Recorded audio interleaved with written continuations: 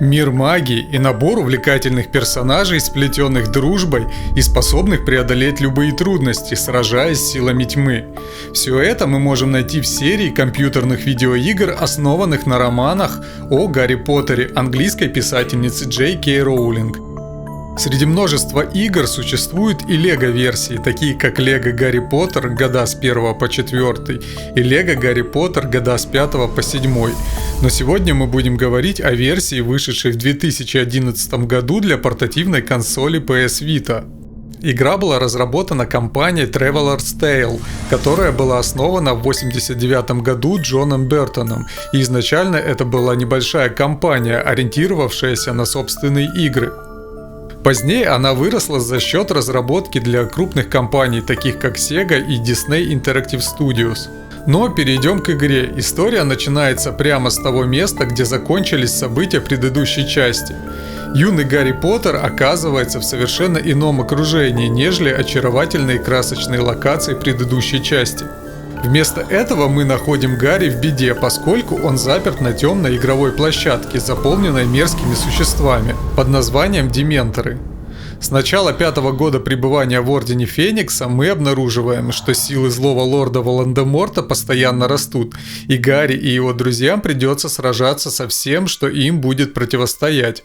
Игра состоит из большого количества уровней, разделенных на эпизоды и главы, которые заставят вас заново пережить самые эмоциональные и запоминающиеся моменты Ордена Феникса, Принца Полукровки и Даров Смерти. Общая структура – это приключенческая игра, в которой почти невозможно умереть, но она способна оригинальным образом стимулировать игрока, постоянно подталкивая к тому, чтобы различными способами взаимодействовать с элементами сценария, используя все магические возможности. В Лего Гарри Поттер, как следует из названия, мы можем пройти события, изложенные в книгах с 5 по 7 и с разделением 7 книги на две части. Таким образом, это очень насыщенная игра, и каждая книга занимает несколько часов геймплея. Как обычно, предлагая много возможностей, где вы сможете переигрывать главы с новыми персонажами, чтобы найти что-то новое. Таким образом, суть игры заключается в решении головоломок, которые могут быть довольно сложными, но никак не в том, чтобы избивать врагов. На некоторых этапах игры вообще не должно быть никаких баталий, а основное занятие будет заключаться в умении соединять вещи вместе, поднимать предметы с помощью заклинаний, взрывать вещи с Фредом и Джорджем Уизли, использовать кота Гермионы, чтобы копать и решать различные задачи.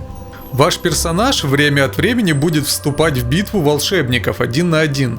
Этими дуэлями можно управлять с помощью сенсорного экрана или кнопок.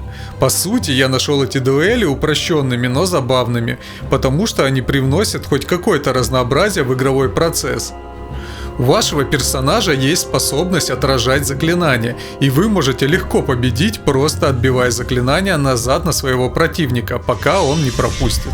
Чтобы разблокировать персонажа, необходимо найти его портрет, а после купить в магазине Мадам Малкин в Косом переулке. В начале игры доступно лишь 3 персонажа – Гарри Поттер, Рон Уизли и Гермиона Грейнджер. Далее по ходу игры будут открываться и другие. В сравнении с предыдущей частью замок Хогвартс становится немного больше. Теперь вы можете покинуть Хогвартс и перейти в Хогсмит.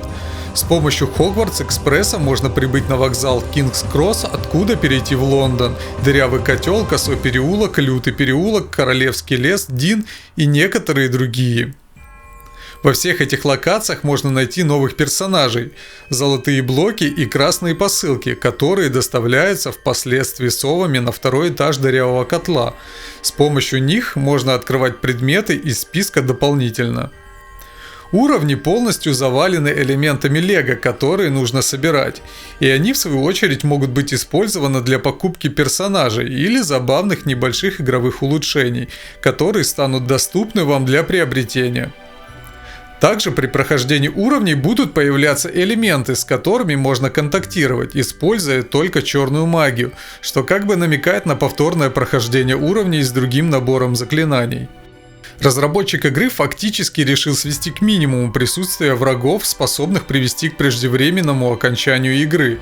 Хотя вы редко будете использовать заклинание Патронус против дементоров и пожирателей смерти, вам нужно будет разумно использовать редукта для уничтожения определенных объектов.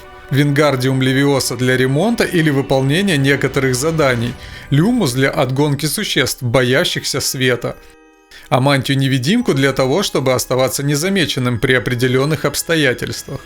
Версия Лего Гарри Поттер года с 5 по 7 для PS Vita выглядит как минимум интересно. Она очаровательно спроектирована и технически завершена. Очень много функционала с хорошим игровым балансом, указывающим, где следует использовать магию. И в заключении. Как по мне, это веселая игра. Конечно, она не лишена недостатков, основными из которых является отвратительная производительность в роликах и иногда неуклюжие элементы управления на сенсорном экране. Игра на любой возраст, и я думаю, что вы найдете для себя интересные моменты в мире Лего Гарри Поттера.